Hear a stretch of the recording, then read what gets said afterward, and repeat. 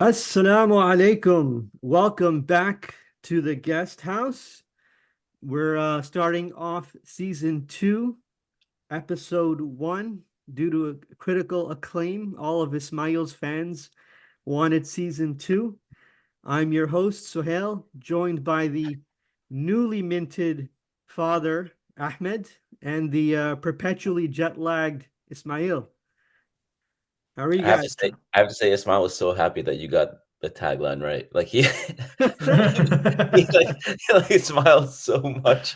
Like What the Ismail's fans part?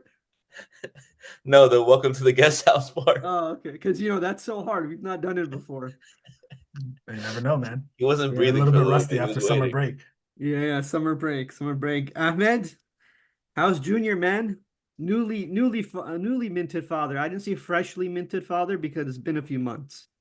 Yeah, I mean, if you asked me the first month, it was not like I mean, it was great. It was good, but it was very rough. But thankfully, um, things are a lot more calm. I would say now than before. He's Alhamdulillah. sleeping. He's healthy. He's a good boy. Alhamdulillah. Very good, very good. How many months now? 4.5. 4.5. Yeah, in May. So That's crazy. beginning of May. He was about to be a Cinco de Mayo baby, but Ah, Oh, didn't that would have didn't been a work out. celebration. That would have been a celebration, yeah. Yeah, very good, July very 4th, good. Cinco de Mayo, Yeah, you guys got the Halloween. You guys got holiday, all the holidays Halloween. covered. We got Christmas Eve, your wife. Yep, yep. That's insane, man. You guys are all holiday babies. Yeah. So how's it feel, man? Honestly, it's one of the best things I think could ever happen to a person. Could you get any more cliche than that? No, I know that's weird. It's like very it's but like when the baby is like alhamdulillah, like he's like a good boy. So I mean I have to say alhamdulillah always. But honestly, like I didn't expect to like I don't know. You fall for your kids. That's the thing. Like you really fall for them, and Hmm. like it is different. It is very different. So That's the yeah. first one. Wait till you have a few. maybe maybe that's why. But no. But alhamdulillah. I don't want to say I enjoyed it more than I thought I would, but I definitely have embraced it more than I thought I would. No, for So sure. that's Especially the first ones, it's an experience. At least for me, it was how the heck do I have a baby? I'm a baby myself. How am I gonna do this? And I still have that feeling after having four. So yeah. yeah, it's definitely an incredible feeling. Yeah, it's definitely different. Um, so alhamdulillah, yeah, Yeah, there's gonna be a lot of milestones and everything. So enjoy it. Inshallah, it's gonna be a happy, healthy baby, happy, healthy family, inshallah. a lot inshallah. of Yeah, he just started eating foods and stuff. So yeah, Yes, you mentioned he's eating squash, squash, carrots. like a true Arab. Yeah, he loves it. He That's loves it. good. Next That's kusa good. mahshi, and then he'll be on board. Let me know when he gets on the biryani. You got to provide that one. Ismail, how are you, man? Good, alhamdulillah. Back in Turkey as of Back a in week Turkey. ago. Spent the whole summer with the family, which was really nice. That's good. Um, This yeah, was supposed to be our summer of productivity. We were supposed to have like four episodes, and here we are with just one Ismail mini episode, solo. solo mini episode.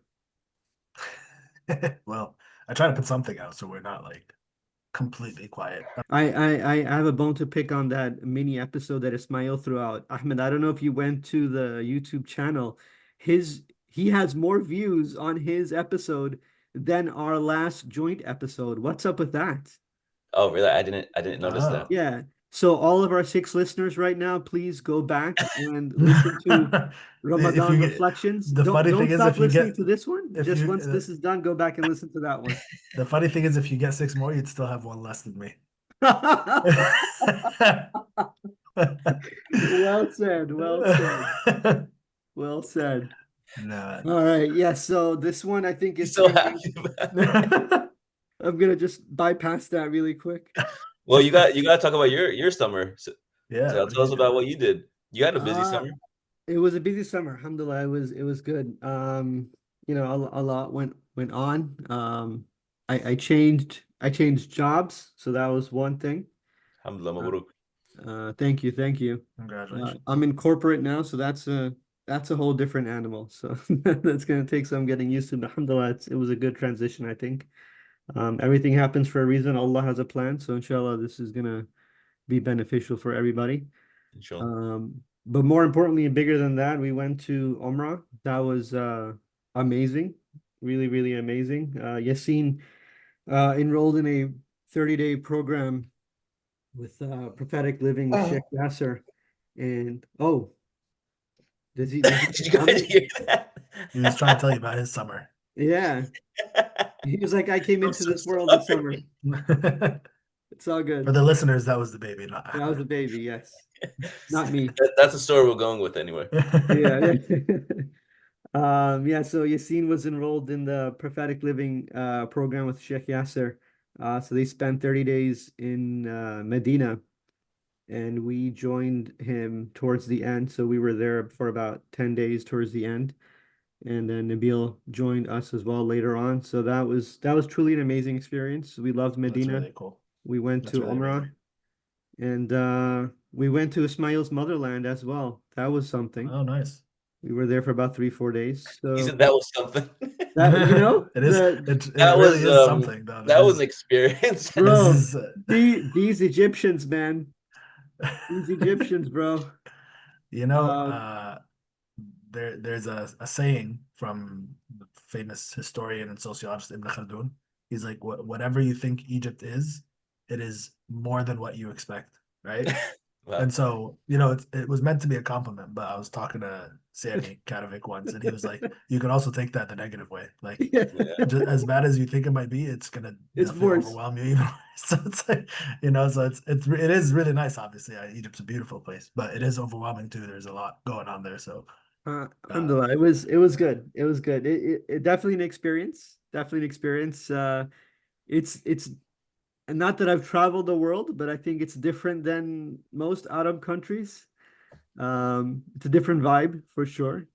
But Was that your everybody, first time where'd you go? at Umrah, by the oh, way? we were in Cairo. Just in Cairo, okay. Yeah, so we stayed in New Cairo, but then we visited Old Cairo as well. We did the Mm. the pyramids, the Sphinx, and all that. So yeah, Did you check out Islamic Cairo, or you didn't get to do that much? we didn't get to do that much just because we were limited on time. Okay. But maybe you can take us on a tour in the future. Yes, I will take you on a tour with somebody who will take me on a tour, and you guys can tag along. I am more comfortable navigating the streets of Istanbul than I am Oh, navigating the streets of really? Cairo. Yeah, Uh, easily. I mean, yeah, language is not an issue there, but yeah. it's just so if you're not used to it, it's very overwhelming. It is Istanbul is a little overwhelming. bit, It's a lot of yeah. people. It's a lot of A people in lot. there, and it's a lot of like there's a lot going on at Yes. once. Like even in Yeah. Istanbul, it's very busy, but like you could still manage it. Like it's very you can get around and kind of stay to yourself. But in Egypt, like there's always somebody trying to interact with you at either in a Yes. positive way or a negative way, and it can be Yes. a lot. So No, anyway, that was good. That's Everybody everywhere enjoyed it. though. yeah, Yeah, some less places more though. Egypt's a little bit heavy with that. Yeah. In Cairo, I'm saying. I mean, you Yeah, gotta hustle, right? Alexandria is very nice. It's much calmer. A lot of other parts of Egypt is nicer, but Cairo is it's like a big beast that you have to deal with all the time. Yeah. Yeah. No, it was nice. We enjoyed it. Medina, I would like to go back again. Yeah, It's a different feeling. If you've been there, you don't want to leave it. When you get there for the first time, you have a lot of expectations and stuff like that, but just the calmness and the spirituality of it was really amazing. We would love to go back again and again, inshallah. If you have inshallah. not, you are able to go, and if you have, inshallah, you'll be able to go again. It was really amazing. Inshallah. I mean, it's great. Well, we know Ahmed had a baby in the summer. Anything else, Ahmed, that you want to share? From the summer, Yeah, summer um, reflections, man. summer reflections. I mean, my biggest reflection is me missing you guys. Yeah, okay. That was Oh, my biggest reflection. I did see you plenty though. Well, I wouldn't say but plenty. just It's never enough, but you know what I it's never. mean. That's exactly what I was gonna say. It's never enough. No, but with certain people, no matter how you could be with them 24/7, and you still feel like you don't have enough time. Wow, It's true. this guy with the Mashallah. words, man. Yeah, it's MashaAllah. poetic. I mean, listen, when you feel it, you feel it. Ah, Exactly. okay, This is okay. true. When the heart yearns, the heart yearns. Yes, yes. Mashallah. Ismail, what do you want to add, bro? Nothing really, man. Just spending time as much as possible with my family because back here again for another academic year. So I just tried to. We went to Montreal. I would say, but we did a road trip to Montreal, which was really nice. Better than I expected. I don't have high expectations for Canada, to be honest. But Wow, okay. Any particular reasons why we're down on Canada? I mean, Oh, again, if you're, Ismail became far right over the yeah, summer. Also, exactly. that's the So other thing that we forgot to talk I about. was like, He hates yeah, Okay, he hates so universal Medicare. He hates. yeah.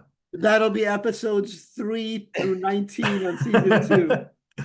No, I just don't expect there to be like that much difference. But Montreal was nice. I mean, I did know that I was gonna enjoy it, but I didn't expect it to be a lot better than I had in mind. So it's a very nice town, very clean, very cultured. You know, some parts of it were they maintain a lot more of the old city than I expected them to have. So there was a lot of decent amount of history, a lot of beautiful sites, tons of Muslims, huge Oh, Muslim really? population there. Yeah, yeah, which was really nice. Oh, A lot really? of great Oh, food. Yeah, yeah. But a lot of North Africans. And there's also just all kinds French of Muslims influence. there. Yeah. So yeah, because it's in the French-speaking territory of Canada. So yeah, I liked it. It was great. So you said Montreal was cultured. So when people say a town is cultured or a city is cultured, It's not what American. exactly does that mean? It's Oh, not he means American. it's very French. Ismail's also, I forgot to mention this before. Ismail's also a lover of the French culture. Oh Ah, no. Yeah, So we'll totally. learn a lot about that. is If you that can't why tell, the if you can't tell, he's being extremely sarcastic. is that why the Yeah, I Algerians love. love I'm a Ismail? staunch anti-French. Like, So how do you see how he had to quickly come I in? just Disclaimer, want to. I don't disclaimer. want my reviewers to get any wrong ideas or He's like, anything. whoa, You whoa, know, this whoa, whoa. is yeah, All 7 of them. yeah, He's like, I swear, I hate them. I exactly. swear. I call them freedom fries personally. Oh, very good, very good. All right, so now that we've recapped our summers, I think we'll just jump into some topics. What do you guys wanna hit on first? Yeah, a lot happened. A lot did happen. A lot happened. I Let's mean, start from the beginning. Obviously, yeah, really early on in the summer, we had uh, the Iran-Israel war, 12 days war, if you want to call it a war, even. Um, It was and more I of a don't we conversation, maybe, not a war. Yeah, I guess, Yeah, or just spat, a spat. We a yeah, spat. spat. there you Yeah, go. yeah. I don't think we should get into the details of everything that happened and dissect it and all that, but I want to talk more about the bigger picture of uh, what happened during that time period, how people in the Middle East and beyond reacted to it, and how that extrapolates to perhaps a larger issue in the Middle East, and tie it also to the recent attack on Qatar by Israel. Just what is it, like a week ago or a few days ago? So I don't know if anybody wants to start with any thoughts. Yeah, Smart, go ahead. Open it up. Um, yeah, I mean, the first thing I wanted to kind of talk about, because I think this conversation hasn't been discussed enough, and I don't want to oversimplify it, but the I wanted to talk a little bit about the idea of like who do we root for Iran, right? That's the question. Um, and also, is Iran a genuine actor?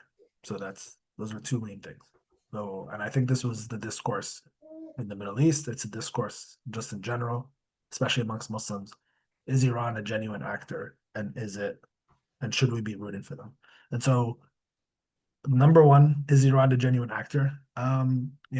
Very simply put, and we can dive into it more, but just the short answer is I think they're a genuine actor for their own interest. I don't think they're necessarily a genuine actor for Palestine or for any particular cause.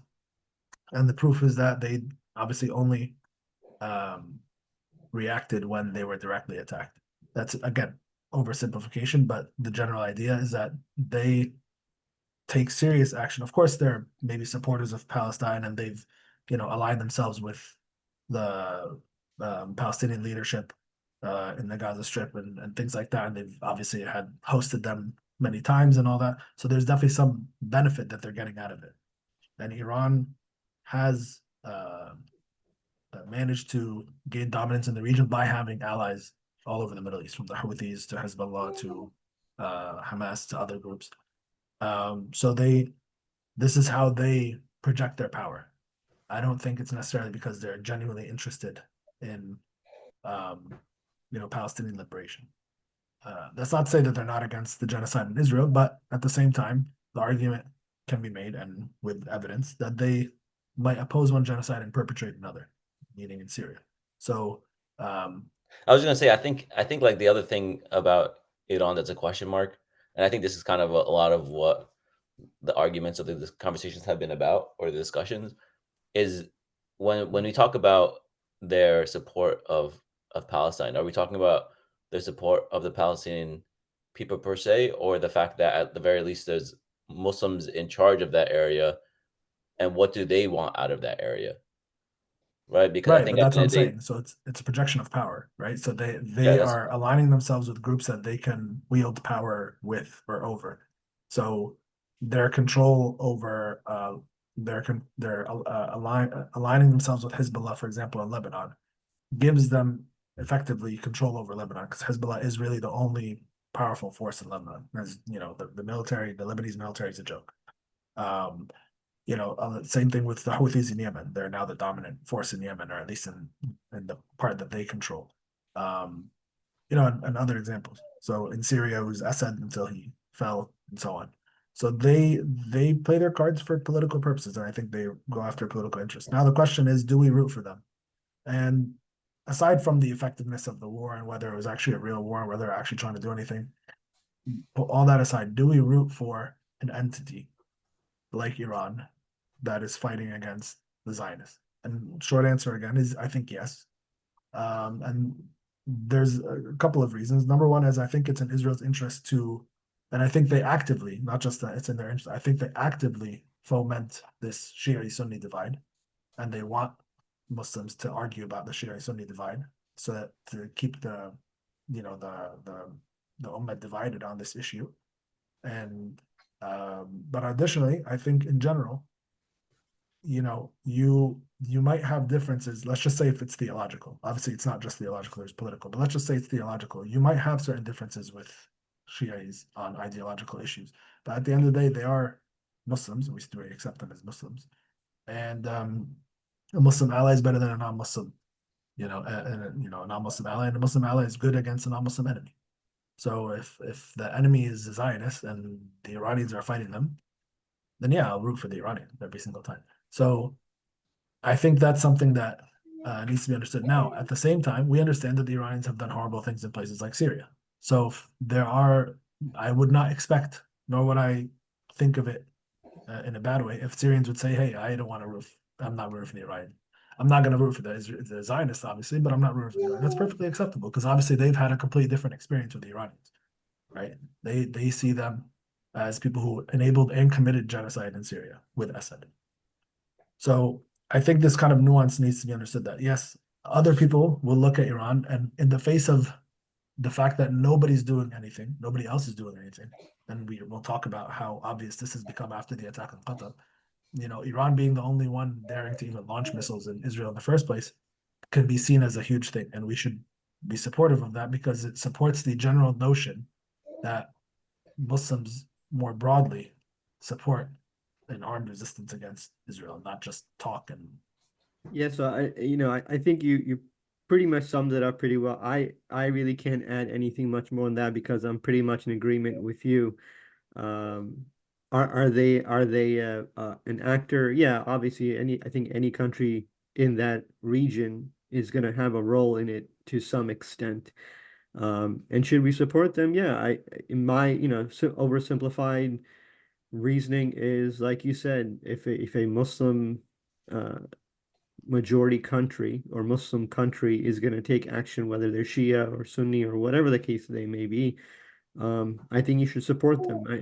Me and Ahmed had this argument or debate or conversation, whatever you want to call it, before we left for the summer. And I did mention to him we should probably record this for the podcast. But and I'm sure he's going to jump in now to add his thoughts. But I think if you don't act, who's to say that you're not going to be next, right? So that was my point, was that whether the Shia or not, and whether or not they've committed their own genocides in adjoining countries or not, if they're taking actions against your Muslim brothers and sisters, I think I'm not going to say you're obligated to support them, but I think it would be beneficial to support that cause. Yeah, but I think I don't know if this is like an extreme viewpoint, but I think the problem with that is that we're saying that who's to say you're not next? Iran is essentially one of the last countries at this point to be affected, or at least internally affected by general like Western influence, right? Outside of Iran in that region, who else is not essentially controlled and proxied by the West? It's essentially Iran and Turkey. There's nobody else. They are basically the last ones. That are Everyone not else in the controlled or region they are controlled? that they're not, Okay, at least not fully controlled, right. right? Because everyone else in the region basically has heads of state who are essentially puppets of Western But what's the imperialism. point? So What's the point of that to the point of like supporting whether we should I'm support not saying Iran? my point is, this is, I guess maybe this is a crude way of saying it. What does supporting them mean?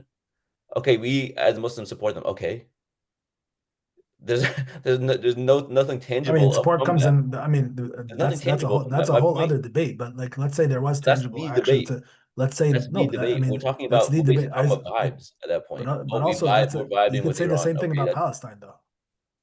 Like, what's I mean, supporting? yes, that's No, true. but there is obviously some things to be done and things to be said, and also But those even are the same. even But that's the same issue. We're talking about the same issue. You can talk about BDS. You can talk about all those things. That's the same issue in this case. My point generally is that debate essentially is for the diaspora to say we feel good in this moment because we support Iran. no, but But I guess it's not just generally my about. We're point not talking is, about just how people support based on their feelings. We're talking about how support can turn into pressure, which can turn into policy. Like pressure. this is the idea, and the way Nobody's the no Western country is going to support Iran it's not about Western in the countries. current in the current. We're talking about even in the Middle East, and also If they're how if the and prolonged, Western attitudes make sense too. Like, what does the general public, for example, the general public in the West has exerted a lot of pressure on Western countries. Most of the reason why we see, especially in Europe, maybe less so in the US, but especially in Europe, we're seeing a lot of countries, but for example, that's cave not into the pressure on different issues. but that's not my That but that comes from public opinion. yeah, but you're conflating the things. I'm talking about Iran specifically. I know, Like but even we're that can be talking about, affected by huh? public pressure. Even that can be affected by public pressure. Yes, I agree. But generally, if you're talking about the various conflicts that are going on, and you're talking about Gaza, or you're talking about Iran, and you're talking about Iran, the prolonged campaign for Gaza hasn't truly affected what's happening on the ground.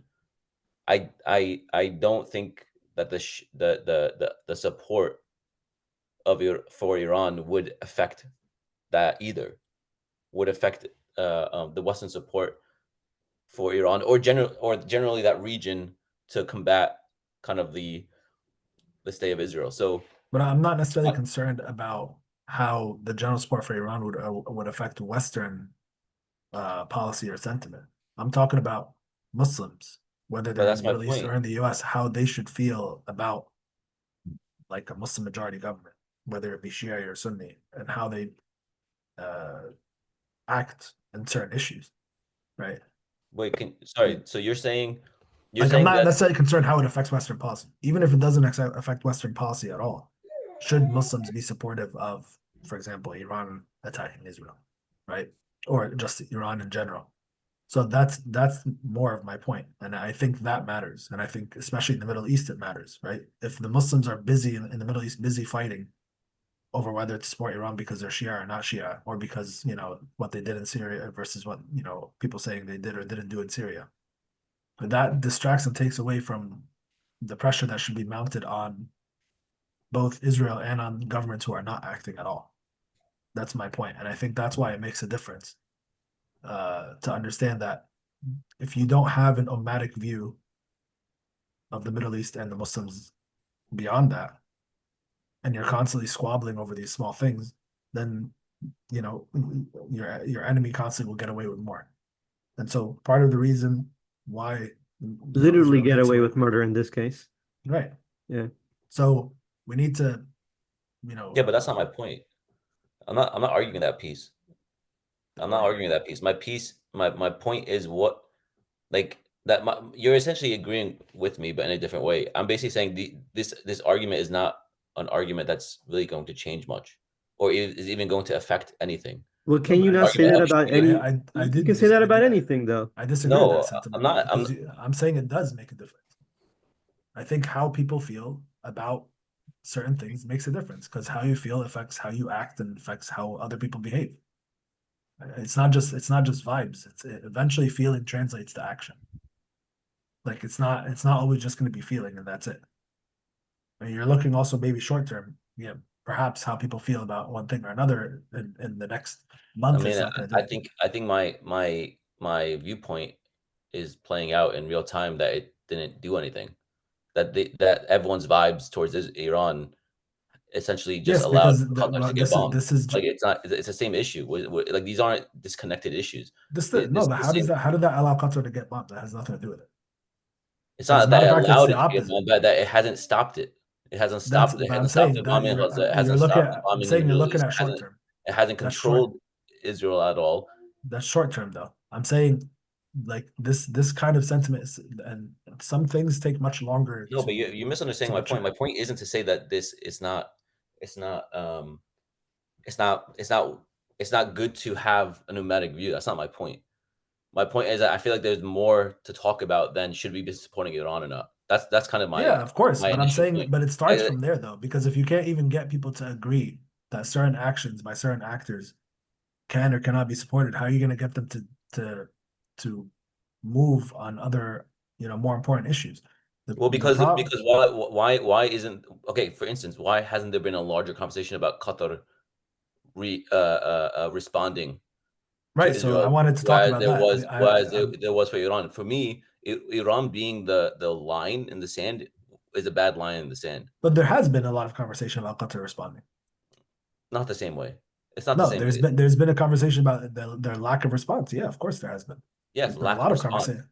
Yeah, But what do you mean? but it's not the same thing as during the bombing in Iran.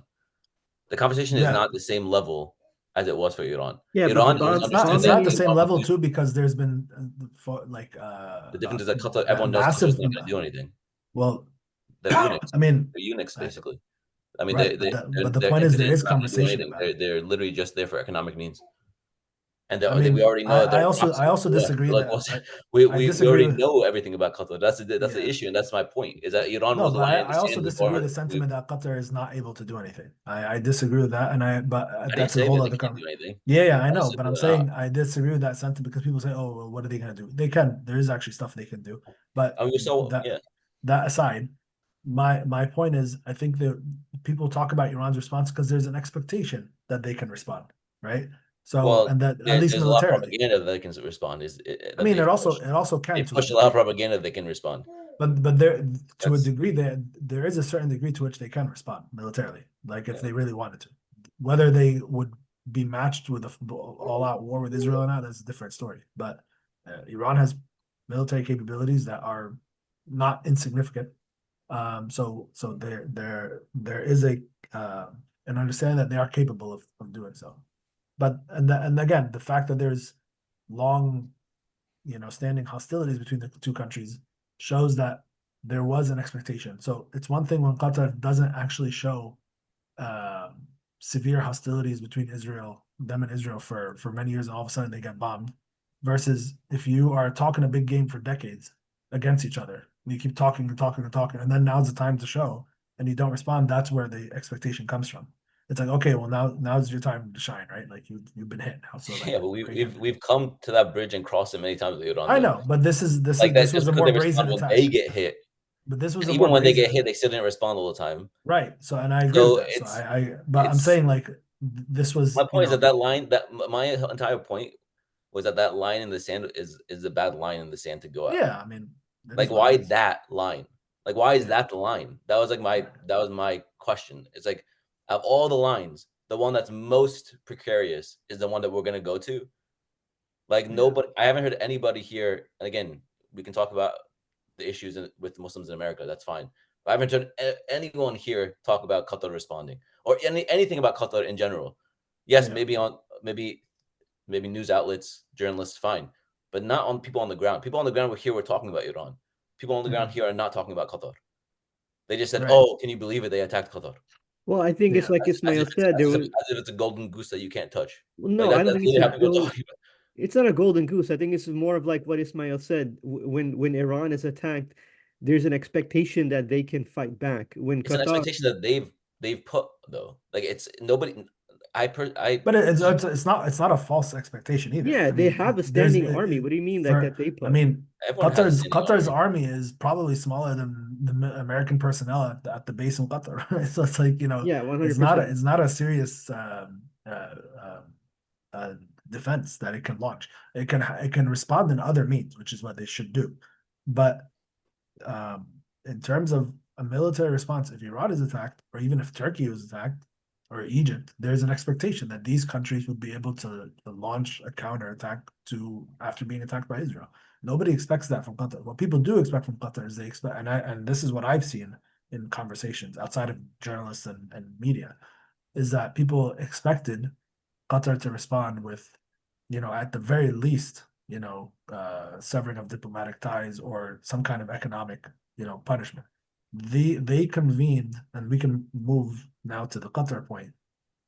They convened the summit with with the OIC and the Arab League, and in that summit, they effectively came out with a statement that said nothing. We condemn what Israel did, and we call on the UN to investigate Israel, whatever. And they didn't come out with any substantial um, uh, conclusion or resolution. Egypt even proposed, for whatever it's worth, a NATO-like, organization Alliance. that would for the Arab states in order to protect themselves from these kinds of attacks.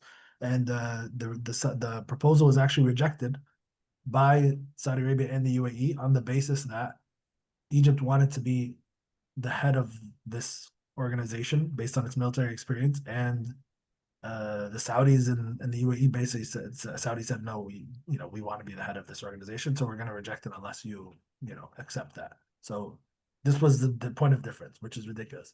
So, and then again, the statement just came out with nothing.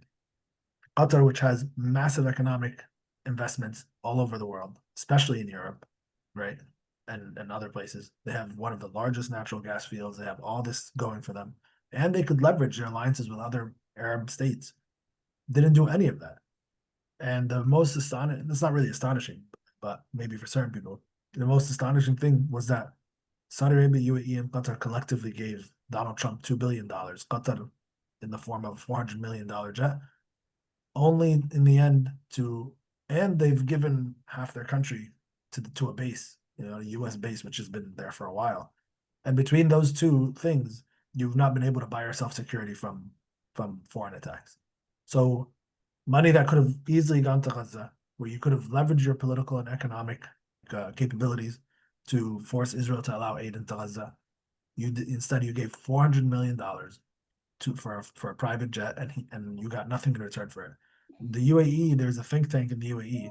I don't know too much about them, but they published a report saying that if just the Gulf countries, the GCC, closed off their airspace, nothing else, just closed off their airspace to Israeli, planes and warplanes, just in general, all commercial and war planes for Israel, it would put Israel, like Israel would slide into a recession.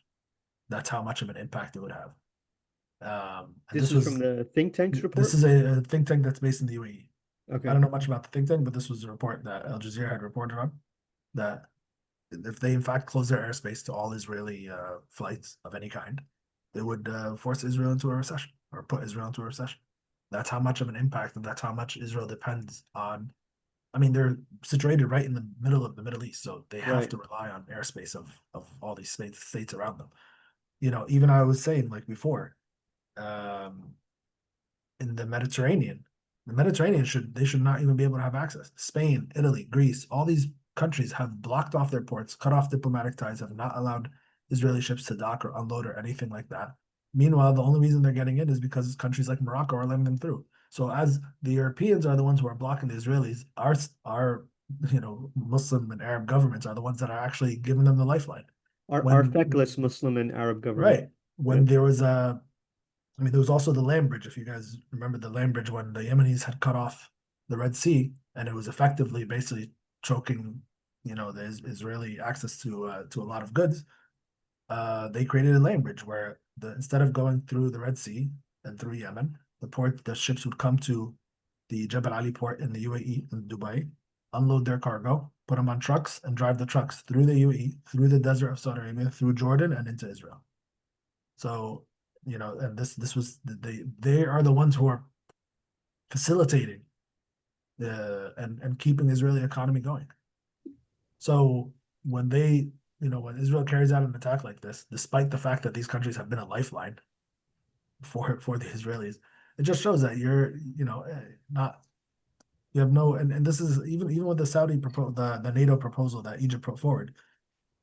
Saudi Arabia had said in their statement that they said they don't want any other entity to have like kind of power over their military, their armed forces, right? Because if Egypt would be the head of this organization, it would effectively have some kind of sway over the armed forces of the Saudi. That's a way who, as if you've not already given that up to the U.S.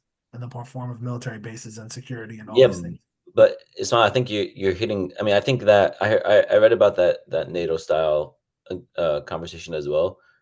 I mean, this to me that was clearly a performative Of course, it was performative. I'm just act. talking Like in the theoretical. I have there was no. no there was There was no not. There there was was no nothing going to come of it. real yeah there was no real chance of I that ever know, but going I'm through. It saying was the it was fact all that understood on the back and behind the doors, behind closed curtains, that Egypt will come out and say, "Hey, we'll lead this," and yes, Saudi Arabia, who to be honest would be the obvious leader, it would say, "No, we want to lead this. We can't do this," and everybody it just like folds. That's an obvious but I point. that, I Like, understand that. I why would didn't look at this as any kind of like yeah of a good move. But I'm saying if we were to just like dissect like these statements of Saudi Arabia saying we don't want anybody to have control of our armed forces, as if yeah I nobody know, but like it's these kinds of things.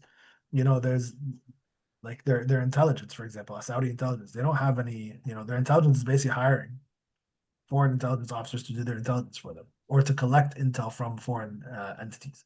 They don't have a yeah. I serious mean, they basically intelligence just operation, it's basically just all MI6. I mean, that's basically right? what a lot Or of it is. CIA. Yeah. So this is why like these kinds of things are when you look at like, oh, how could they do this to Qatar? I mean, it's very obvious. They've attacked basically every other neighbor.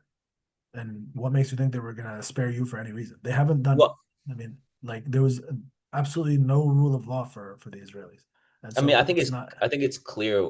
I think it's becoming clear that as long as Trump is president, anybody who thinks that there's an American alliance should assume that that's temporary until otherwise said. I don't think it matters who Like the Yeah, there's sitting well, no president is. I don't two I don't know two that it would have mattered if Biden was president or if right, Trump was president or exactly. Kamala was president. I mean, we no. just I'm talking had about generally. I'm not just talking about the Middle East. I'm talking generally.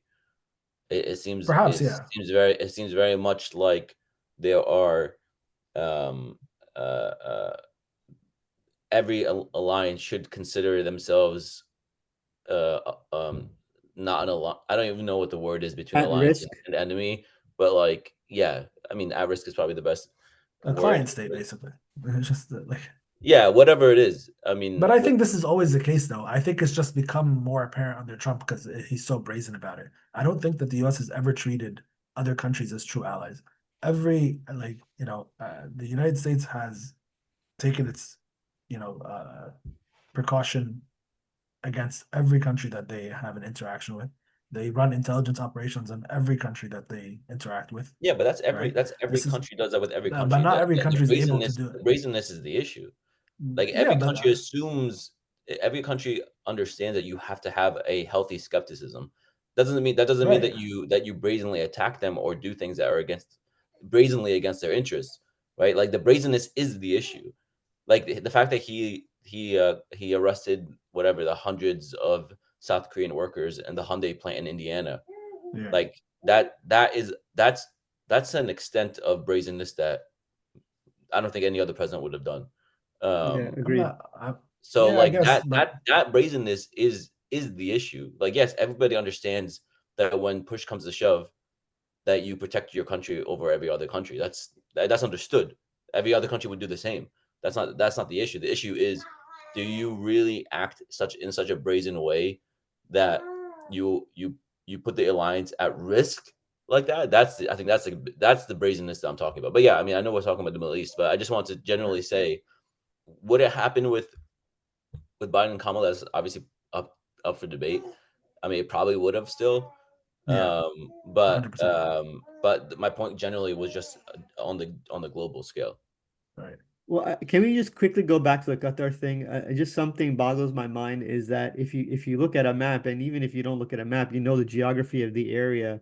The fact that Israeli warplanes flew to Qatar, you have to go over Saudi airspace. Like I don't understand why nobody's talking about that. The fact, like, as if it was a surprise. Like you're flying over the entire country to get to Qatar to bomb them, and they really had no idea what was coming. Like I just it just I don't it doesn't make sense to me. Yeah, I mean, I mean, it is possible that they're unaware, but I mean, it's the problem is It's not, you it fa- can't be you possible that fac- they're I unaware. mean, they Come might have on. been unaware up until they actually got into their airspace. And my point is that there's nothing they would have done. And the reason why is because they facilitated this kind of environment where is because again, Israeli planes, commercial planes have started, I think, recently, in recent years, they've been flying over Saudi airspace and all that. So you facilitated this kind of environment where they can just do it and there's nothing you're going to do about it. And they know this. They're very well aware of this. They're well aware of the fact that these countries, with all this, money and strength in economy and military power, they're still not going to come around and do anything. And so even the UAE came out with a statement saying that they're going to withdraw their ambassador from Israel and expel their ambassador back to the Israeli ambassador back to Israel if they annex the West Bank. We know they're not going to do that. It's just something to kind of calm the sentiment and all this stuff. So, they understand this. They're very well aware that and the reason why is because Israel, the way they think is they look at countries and their potential and not their leaders. Whereas in the Middle East, they're just like, oh, the Qatari leader and the Saudis and the UAE, they're looking at Israel like, how could you do this to us? We've given you everything. We're buddies. We've been chatting for years. Blah blah blah. But the Israelis are not looking at their relationship with these countries based on the leader. They're looking at them based on the potential. And same. This is how they deal with Egypt. They understand that if tomorrow if Sisi gets overthrown and an anti-Israeli president comes in, all of a sudden that massive military that's one of the largest in the world and this great geographical location and all this natural gas that's accessible to Egypt is going to be a threat to Israel. So they're not looking at Egypt as Sisi. They're looking at Egypt as Egypt. They're looking at Saudi Arabia as Saudi Arabia. Looking at the UAE as UAE. What can the UAE and Saudi Arabia and Egypt and other countries potentially do in the worst case scenario that they become our enemy? And that's how they assess their stuff. A classic example of this is Turkey. Turkey was one of the first countries, if not the first Muslim country, I believe, to recognize Israel as a state, right? Because this was back during the days of secularism and all this stuff, and they wanted to build good ties with Israel. So they recognized Israel, and they've had great relations with Israel over the decades. They would have never imagined that, that somebody like Erdogan would come in power and be hostile, whatever hostile means, but be hostile towards the Israelis and, sever diplomatic ties and, have a public that's actually, anti-Israel in sentiment, So with that, they were prepared for that scenario. And so a lot of these Muslim and Arab states, they don't think the same way. They're just like, oh, well, I'm buddies with you. You should be fine. And this is what Qatar thought. And this is what they thought when they bought security from the US with Donald Trump. This is what they thought when they acted as mediators in the war and created this vision that the Gulf states are all states that are seen as like places of security, right? It's unheard of that any of these places would get bombed and attacked or any of that. So they acted accordingly and they got screwed over in the end. Whereas the Israelis are always thinking 10 steps ahead. Well, it's funny that you said that they're thinking about the country, where the leaders are thinking about them. The leaders are thinking that they are the country. Right. So when Exactly. they actually do get attacked, or when something happens to them that's what they seem as negative to the country, they say, well, why are they attacking me? Because Exactly. they believe that they are the Mhm. country. So when they talk to these leaders in the West and they say, oh yeah, like don't worry, fly over our airspace, oh yeah, don't worry, take our oil, oh yeah, don't worry, take our gas, they're saying, okay, we're giving it to them. Like Qatar, Mhm. who's actually me, is giving it to them. Yeah. Egypt is actually giving it to them. So when Right. something happens, they're like, oh, they maybe our friendship isn't as strong as I thought it was. Absolutely. But anyway, like I don't know if there's I don't know if there's anything else to be said about this, but yeah, all the Yeah, I countries was are gonna say let's proxies, so it is what it is. all right, we'll go to the New York native, Sahel, to kick us off with Mamdani news. So Tell us. apparently that's all it takes. They got to be born in the same place. It's more qualified than we are. Oh, I mean, really? Ahmed works in New York, so I guess he's second qualified. The only other brown guy with a beard from New York. Yeah. So he came out of what seemingly seems to be nowhere. If you're not involved in the political atmosphere and you don't follow politics, he just kind of popped out of nowhere. I will say he does have a good social media presence, and I think that's what was really catapulting him into the forefront. I think kind of similar to what AOC did when she was a thing. Social media presence, videos and things like that, I think really made a difference. It connects with obviously the younger generation and just his way of speaking. I think it's, matter of fact, to the point. There's no fluff or anything like that. He says what the people are thinking. He says what the people want to hear. And I think that's made a difference. I know when we were talking prior to recording, you said that governor endorsed him as well. So I think that's Yep. I didn't realize that. I didn't know that myself, but I think that's a huge win for him. And I think with him being involved on the Democratic Party side, it just shows a lot of the cracks that are within the Democratic community. They just, they can't stand the fact that he's so popular and that he's at the front. They're just literally fighting among themselves to kind of get rid of him, to slow down his momentum. I don't know if it really matters who endorses Mamdani at this point. Um, his entire base is very similar to like the Bernie Sanders era, where it's all about the grassroots roots movement. His entire so I mean I don't know personally. I don't think Hochul endorsing him matters. I don't think Hakeem Jeffries, Well, if no, he I, ever I, endorses him, I, I matters. don't think her endorsing him matters to him. I think it's more of a statement that she is going against most of the other Democrats and actually Yeah, endorsing him. I think that's the main thing. yeah, yeah. That's a good point. I just think like we're in a time where in like 30 years, it's gonna be written in the history books that the parties are going to have a major platform change, similar to like the party switch of the past, where we're gonna look back and say, yeah, these parties are not what they came to be, what they were in 2016. I think we're seeing a slow. I mean, I guess not slow, depending on on like how you're looking at it, but like realistically, within the past 10 years, the Republicans have essentially become very. I don't want to say, yeah, we can call them the Republicans. The Republicans have become very um, populist in nature, which actually was essentially the Democrat position prior to like the corporatism that took over during the Bill Clinton era. Um, and the Democrats continue to be this weird corporate neoliberal abomination where like their base doesn't want it, but they just keep saying you guys don't know enough to decide what we do here, so like just eat what we give you. And I think because the reason why I said it is because there's a clear contrast between the leadership of the Democratic Party and what the people are actually asking for. This is literally, and listen, I was not a huge Bernie guy in 2016. I liked him in the of the slate of possible politicians, but I was never like really like a Bernie bro.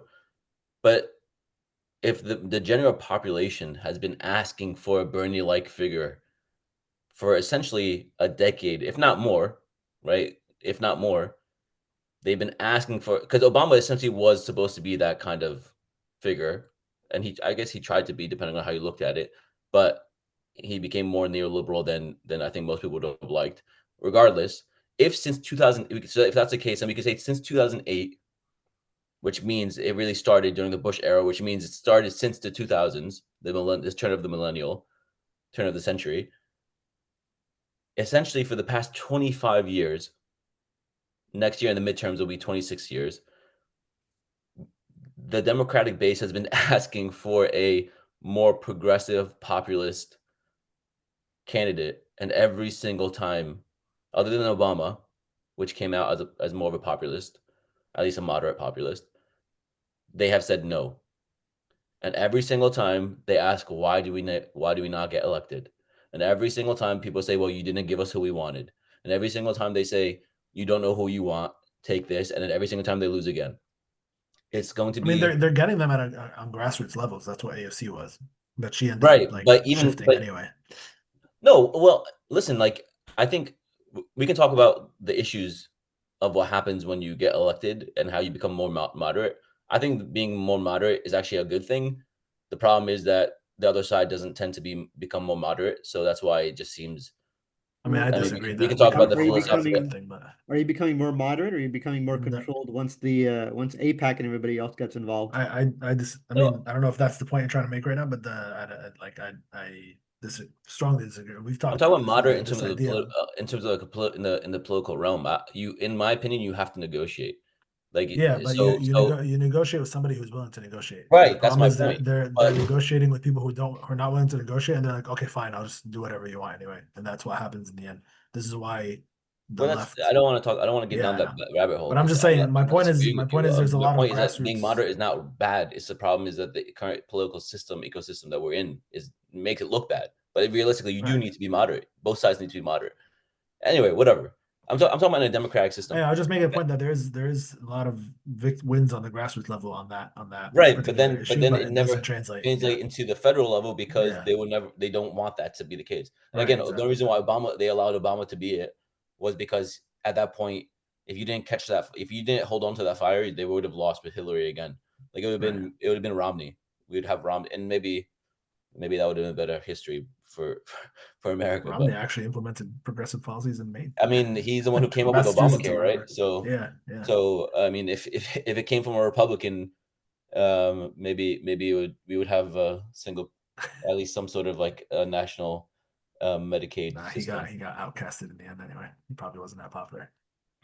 I mean, he was popular. It's just that when the Republicans became as in terms of like the grassroots Republicans became more populist, Romney was not about that. You're right. Like he Yeah. was still very part of the neocon Yeah. realm. So he didn't agree with, like, for instance, like what Trump is doing with like the golden share in U.S. Steel and Nippon with getting a 10% stake in Intel. He's a socialist.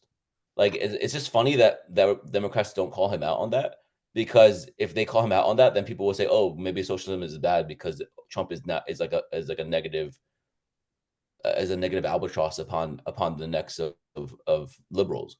So if they start to say, oh, well, Trump's a socialist, then suddenly suddenly the progressives in their ranks may not look as good. And who knows, maybe I don't know. neoliberals will I feel eventually like get that to that point. it wouldn't even Maybe stick though, neoliberals will because get to that point where they start to call nah, them socialists I feel to like it wouldn't even discriminate stick their because side of Trump the would. base.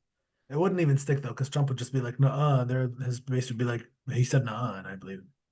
Yeah, So but it's not. that's I mean, at a certain point, you're not talking to his base, right? Like realistically, they're talking yeah, to the 75% that don't yeah. hang on every word. So like, it's really like it's just funny to me that they don't. It shows like how like growing up, I always thought that generally people had like were creative and imaginative and were able to like fight back on certain things. But it looks like whoever the Democratic leadership now is very like stuck in once Trump leaves, we'll go back to how it was. And I don't think they realize like nobody wants to go even though it was more stable than it is now, nobody wants to go back to that. Yeah, well, Like this is nobody this I is wants think to. this is what it's a little Mamdani bit is too though. late. Like you've gone too far at this point to go back anyway. I But don't think. I'm telling you that's how they I believe that's how they see it. I say that's how what I believe because that's what I hear I when know I agree with when that very much. I think that's this is what I hear exactly when what I'm yeah. So this you're is saying exactly that what they're just Mamdani is. waiting it out for him to kind of be done, That's and that's what I think. This Yeah. is then what they did they'll the first fix time I around. whatever. think They were Yeah, just like, Schumer, Jeffries, Pelosi are all waiting for yeah, 2026 to say, "Oh, the Democrats will come in and they'll probably win majority of the seats. They'll probably take back the House. They probably won't take the Senate, but they'll probably do enough where it's like a one vote margin. So they stop Trump in terms of like what he wants to do legally, but he's gonna continue doing what he wants to do right, illegally. Like right. he's not even within the bounds of legality at this point, I and mean, he's taking the approach of well sue me, and then he'll like listen to the courts, but it would be 6 months post fact, and it doesn't matter at that point because the damage has been done. So right. he's just running so fast they can't keep up. And like they're still in the mindset of like, oh, we can outlast him. Yes, the country can outlast him, but you guys are not going to outlast him. Right. You as in like Pelosi and Schumer and Jeffries, like they like Jeffries not endorsing Mamdani, even though his constituency is actually in New York City, and they actually overwhelmingly voted for Mamdani. If he Right. doesn't endorse Mamdani, I want to be surprised if Jeffrey loses. Because especially if Mamdani comes in and does a good job, because it shows how like I mean he's basically a scarecrow. He's standing there hoping that nobody finds out that he has nothing of substance. Like that's Yeah, that's I mean, literally this that's is the literally what it entirety is. of the Democratic Party. This is, I mean, the Yeah, leadership but of like the I can entire. give like sorry, But go ahead. my point is too is even to your point about how they're just hoping to outlast Trump or wait out Trump and everything will go back. This is what they did the first time around though. This was the first term of Trump was let's just weather this term. It was a fluke. He'll never become president again. We just need to make sure that he doesn't become and he's done. And the moment he lost, they thought they basically put the nail in the coffin and he was done for. And then 4 years later, he's back again. I don't think anybody expected. I mean, I don't know. I shouldn't say nobody, but I think most people did not expect Trump to actually make a comeback. People thought it was a one-time thing and that's it, and it was done. Everybody was relieved. I think one of the biggest problems is everybody was so relieved that Trump was gone. They didn't really take the problem of Biden being president very seriously. And people just desperately voted for Biden just to get rid of Trump. But the problem is, I think Mamdani is a reaction to that, to the fact that we constantly keep settling for less. And I think people in New York, at least, saw an opportunity with Mamdani, and that he's very grassroots, obviously, and he's and the pro-Palestine thing was a big thing. So people were debating, is it because did being pro-Palestinian help or whatever? And again, I don't know if you can debate how pro-Palestinian he is or whether it's all fake or not. That's a whole other conversation. But he's certainly not this open Zionist that Cuomo and Eric Adams are. And so when he after he won the primaries, there was a poll that came out that said that overwhelmingly that was one of the biggest issues that helped people decide whether to vote for him down here. That was the fact that he was pro-Palestinian. I forget the exact percentage. It was 60 something percent. The base said like that it was because of his pro-Palestinian stance that also helped. Yeah, So but I mean, I'm just saying like this is examples of somebody who's going completely against the grain of the establishment, not necessarily the general public, but he's going against the grain of the establishment, and people want that, so they're reacting to it. This is what they did with Bernie. This is what they did with AOC. There's other examples. So they didn't know people. We were saying, oh, it's not bad to have a moderate in an ideal sense, but people are no longer going to settle for the moderate because they've seen that the moderate doesn't actually do it. The moderate just goes right, and they just keep shifting right. And so people are going to go for the extreme. is it ideal to have to go to the extreme to get something done? No, obviously But Mamdani's a moderate though. Like I'm not when I say he's a moderate, moderate in the sense I don't mean like I don't mean him in like he's a moderate. moderate He's milk moderate toast maybe guy. in I'm talking about like a moderate in terms of you can't go straight to labor has means of production. Like that's like he's not nobody moderate by really establishment. understands that. Like that doesn't But make any sense. he's not moderate by establishment standards. The fact that he even said free buses and everybody lost their minds in terms What about the establishment that's what I is want to like talk about because like is like this is not a big, this is not like a massive like well that's what I want to talk overhaul. about because This is just basic stuff. his ideas are not radical.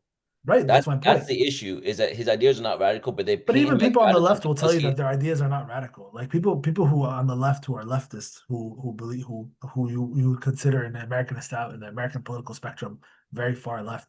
A lot, yes, there are obviously extreme leftist views, but for the most part, most people who are on the left are not actually. They'll tell you themselves this is not a radical view. It's not radical to say that healthcare should be affordable, maybe not necessarily free, but that it should be affordable. That education should be affordable.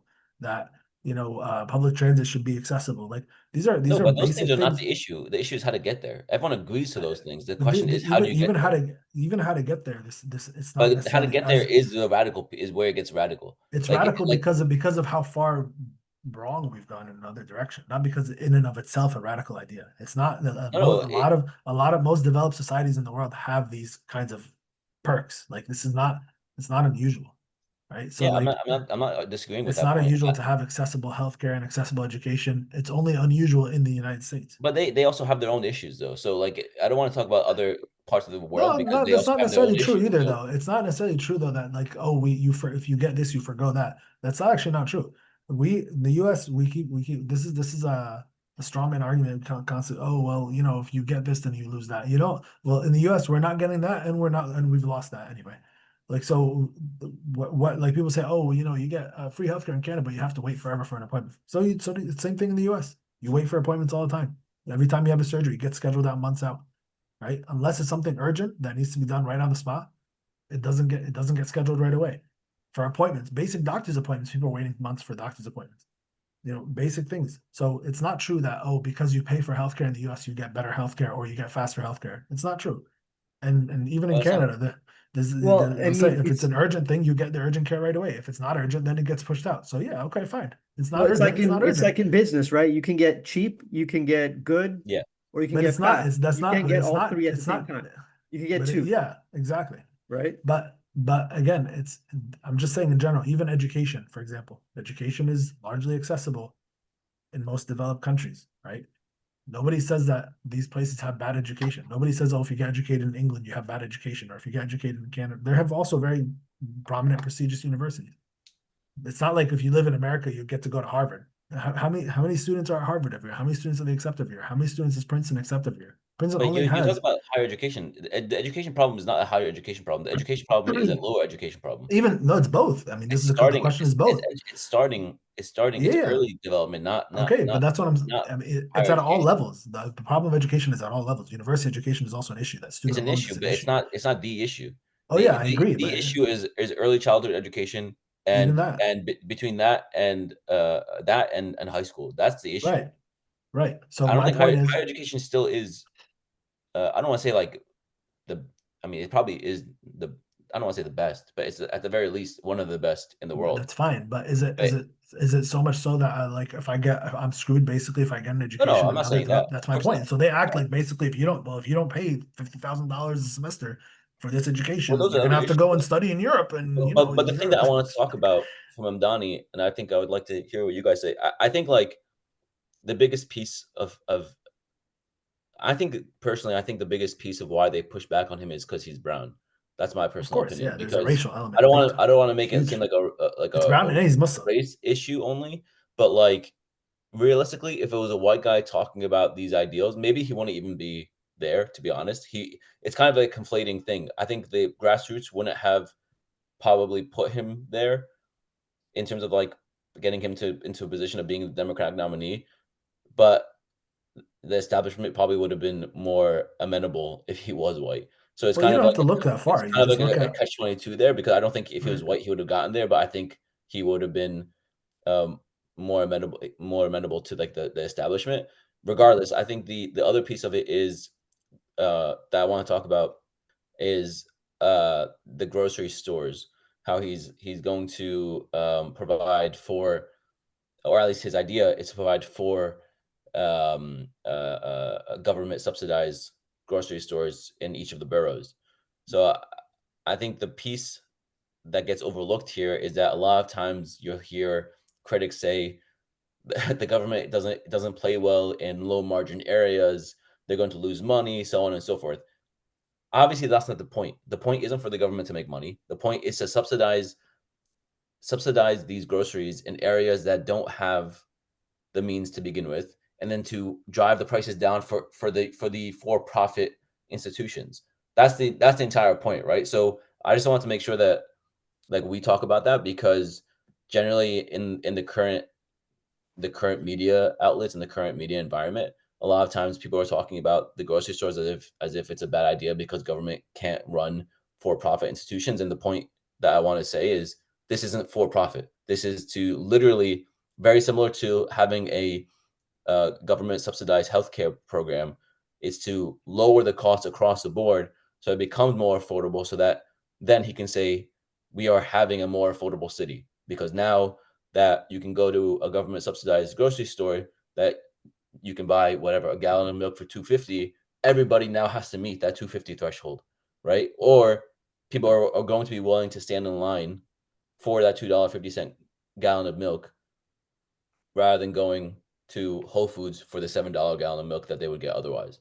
So I think that's a piece that I want to also make sure that we touch upon. And by the way, this idea that that subsidized grocery store stifles competition, I don't think necessarily that I don't believe that that's necessarily true. If you are a private, grocery store, and you're open in a certain area that people can afford it, people will buy it. People also who have money prefer quality, prefer accessibility. So if you're a certain type of grocery store that's closer to certain neighborhoods where people have the money for it, and the subsidized grocery store is not nearby, they're not going to go necessarily to the subsidized grocery store. If they can afford your groceries, they're going to get it for ease of access, for a certain quality. Because let's be real, if it's a subsidized grocery store, it's probably not going to offer the same quality that the higher brands or whatever that other grocery stores offer.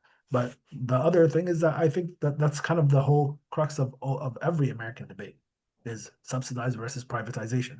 And when both parties are in the pockets of private companies, it's always going to be the issue of trying to maintain the interests of private companies over the interests of the general public. It's not going to be so much so that, we're the government and our job is to provide. No, this in the American government, their job has become, because of who pays them, it's become to look maintain the interest of private companies that pay them. That's really what it boils down to, and this is why they've stifled universal health care development and free education and all that, because and we see like even prisons now are privatized, right? The government won't even run its own prisons. And so when you privatize these kinds of things, it incentivizes certain types of policies and behavior.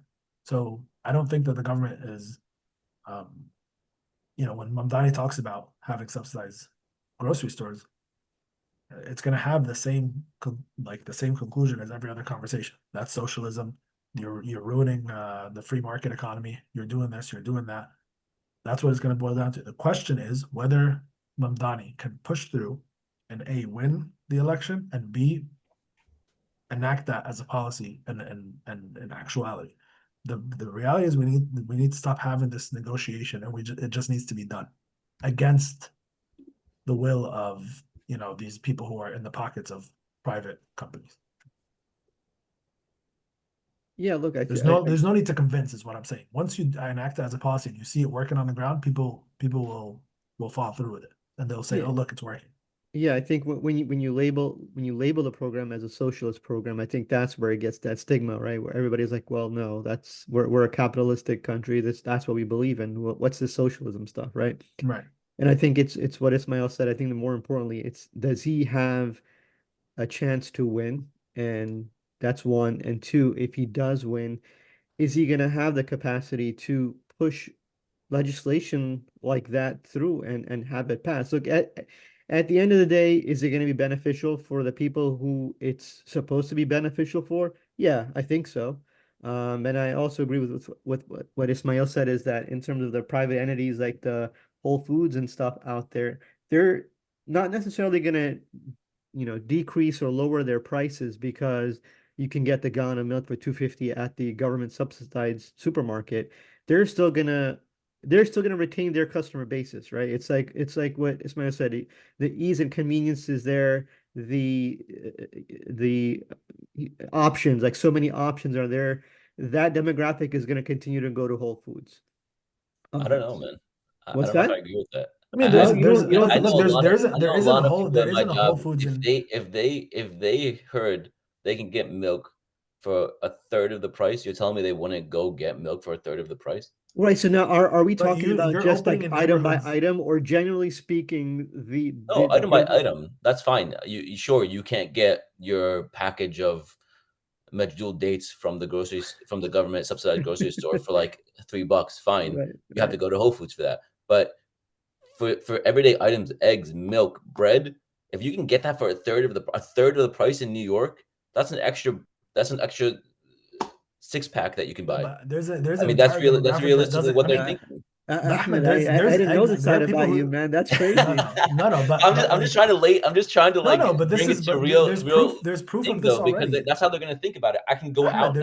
I can there's go proof buy of stuff. this That's the already. point, because it stimulates other purchases. If you now have $5 extra in your pocket times whatever 3 times, so you have $15. That's a burrito bowl. That's a Chick-fil-A No, sandwich. but Suddenly you're Ahmed, buying more. You there's bought proof of milk this and you exists. bought this. Otherwise, you would have just bought milk. Proof of this exists already, Ahmed. That's what encourages Okay. purchasing. Yes, but proof of this exists already. If I in my neighborhood, if I go to Lidl, for example, the eggs will be in fact almost a third of the price of eggs in Whole Foods. That doesn't stop people No, from it's going not to a Whole. third. Yes, it is, I dude. go. It's It's not a no, third. it, I it go, is, dude. it is, dude. You go to Lidl, and if you go to ShopRite, which is not as even expensive as Whole Foods, it's already $2-3 more for eggs. But Did that's I not the cut same off? thing. We're comparing. But Okay, you're saying first if the off, option exists to be a Lidl and third of the Aldi's price. are notoriously known for not having the best quality of things. But That so that's exactly my so point, Ahmed. If you're offering eggs for a third of the price, it's not going to be the same quality as what's already sold in Whole Foods or elsewhere. Even if the government's subsidizing, they're going to subsidize the cheapest available version. So it's going to be the same of what already exists. The second thing is most of it's these not going to be prices the are same. going to be it is because I'm telling you, it's not going to be the same.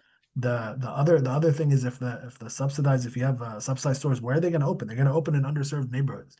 Yeah. The people who are buying Whole Foods and buying whatever other high end grocery stores, they're already living in another neighborhood and they make Yeah, a certain amount of money and they're going they're to keep not going to driving to those the places. ghetto. They're not going to go down to whatever other neighborhood just to get a few dollars lower on eggs. If they can afford, $6,000 a month for rent on a 2 bedroom or 1 bedroom or whatever it is in New York, they can afford to pay a little bit extra for No, eggs, because they're right? So forced to pay $6,000. It's not that they I'm want to pay saying $6,000. whatever the wealthy area of Manhattan is, or whatever, or New York. I'm But saying we're talking about you're talking about 1%. whoever's living in. I'm talking about the majority of people in New York who are living essentially paycheck to paycheck, even making six figures, even making at least $150,000, are still living paycheck to paycheck because the rental prices are so exorbitant they don't Yes, have enough I agree. money to do anything else.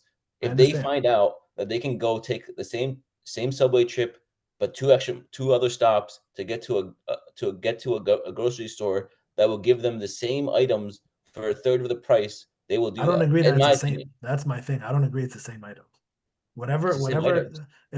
If Mamdani can even get a subsidized grocery store passed, whoever agrees to be on board with that is gonna get the cheapest. The government, if it's gonna be subsidized by the government is gonna go and get the cheapest available thing to sell. The cheapest available eggs, cheapest quality milk, cheapest quality butter. I'm Everything's not gonna be going to the speak about cheapest the quality. quality of the things until it's out. But Like that's, I I don't mean, know what they're going to do. it's pretty obvious that's what they're gonna do. So I mean, My point is there's a lot of things that the government can do, as we've seen with the current federal administration, that you wouldn't expect the government to do. If they take the liberty to do certain things, to negotiate on a wide scale for other various aspects, right? So if you give me this, well, again, this is just hypothetical. If you give me this gallon of milk for X price, we'll give you certain tax incentives, right? So suddenly you're getting it cheaper for great quality milk or whatever, great quality produce, because you're giving them other incentives across the board, because now you can do that because you're a city. That's the difference. You're talking about grocery stores that don't have the broad reach that government does. Government has broad reach for a reason, or not for a reason, but they can use that to leverage, which is what the federal administration is doing. They're leveraging, for instance, Jimmy Kimmel. We're not gonna give you we're gonna remove your license if you keep talking bad about Trump. They can't do that, but they've leveraged that now. So yes, if you were to extrapolate it, they probably would have lost that in court. But ABC didn't want to do that. Disney didn't want to deal with that, so they said, okay, let's suspend him. Now suddenly they're using their leverage to do certain things. Mamdani can do the same thing in the city of New York. He can say, "Give me the best milk, give me the best produce, and I will do X, Y, and Z." I think It you're doesn't have to conflating. be a stick. It can be a carrot. He can say, "We'll give you incentives. We'll do this." But my point is that he can leverage the government in a positive way. That's essentially what. That's essentially Right. what. That's Uh, fine. Yeah. I'm not saying what the issue is. that's the point of everything that the government can do. Is Right. supposed But to what's the leverage issue their then? power. But I think you may be conflating the power here with what power he would possess and what power the federal government would possess, right? I don't think Mamdani would have that kind of leverage to pull those kind of strings that you're saying. I Says think who? that's what it is. Okay, Whole Foods. If you don't give whatever, this is maybe a bad example. If you don't, I guess it wouldn't be Whole Foods specifically, but let's just say in a hypothetical world, they were buying it off of Whole Foods instead of going directly to a manufacturer or to like a farm. They buy directly from Whole Foods. Again, this is maybe a bad hypothetical, but let's just go with it. Go with me here. Okay, Whole Foods, give me your milk for $1 because I'm going to sell it for 250. No, we don't want to. Okay, fine. We're not going to give you police presence. We're not. We're now going to remove the police presence across all your Whole It, Foods I places. think I mean, so. that's in his remit, though. I get what you're So saying. like I suddenly get you're what you're saying you're saying. saying you're saying he can't do that, but he can if he's will if again, I'm not saying I don't agree with this, but if this is the time that we're in, and he needs to do certain things to improve his standing, say, okay, you don't want to give that to me. I We're gonna remove police presence in on your corners. And I actually have I totally get what you're saying, and I totally get where you're coming from. I think we're kind of going down this rabbit hole, but I think I just want to respond to your point is it's market cap, right? So now if Whole Foods, if you're using Whole Foods as an example, we'll just continue on that, right? If Whole Foods is being used as an example, and Mamdani says, "Well, I want your milk for $1, so I can sell it for 250 for the underprivileged." Whole Foods is going to say, "Well, you know what? Then that's fine. We're just going to remove all of our supermarkets from New York, because his reach is only within New York, right? Only within New York City." So I think perfect. That's a great spot for the government subsidized place. well, there you go. So I think I've So it's a win-win. solved your problem then. So There you go. that's what I meant by I don't think he No has one's gonna miss Whole Foods. power. But that's the point, Sahil. So that once they leave, he can take that spot, and then he has more reach to then go to the farmers or to the He other manufacturers and say, okay, he now we needs to have more still stores. find a source that's gonna provide him with that stuff for $1, and that's what I'm saying. I don't think a private company it's going to be beneficial for them to supply that for $1. I mean, I would have thought the same until I saw what's been happening over the past year. So a lot of private companies are doing things, in my opinion, that are not in the best interest of the long term viability, but they continue to do it. So if that's the trend, why not push it? Why not see what you can do? I mean, that's just my take on it. I get It it, doesn't make sense for them to continue to kowtow to what Trump is asking when they legally don't have to.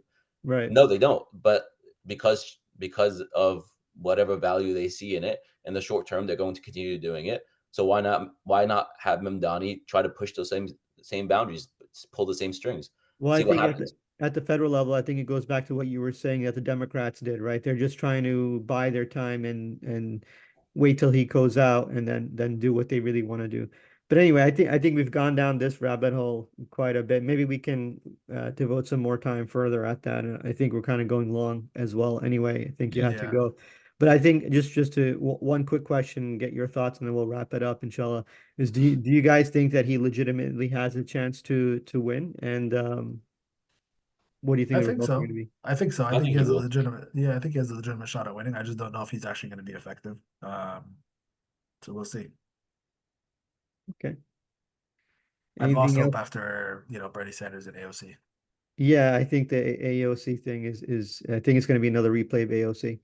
Yeah. All right. Having said that, I think we'll wrap up this one. I think it was more of a potpourri of topics that we were discussing, and inshallah, we'll try to get back on a schedule and provide Ismail's public what they've been wanting, more episodes. So with that, if Ismail, you have nothing else to say, I think we'll wrap it up. I'm good. Thank you very much. All right. Thank you for joining us as always. Please do like and subscribe on YouTube. And inshallah, we'll see you next time. Assalamu alaikum.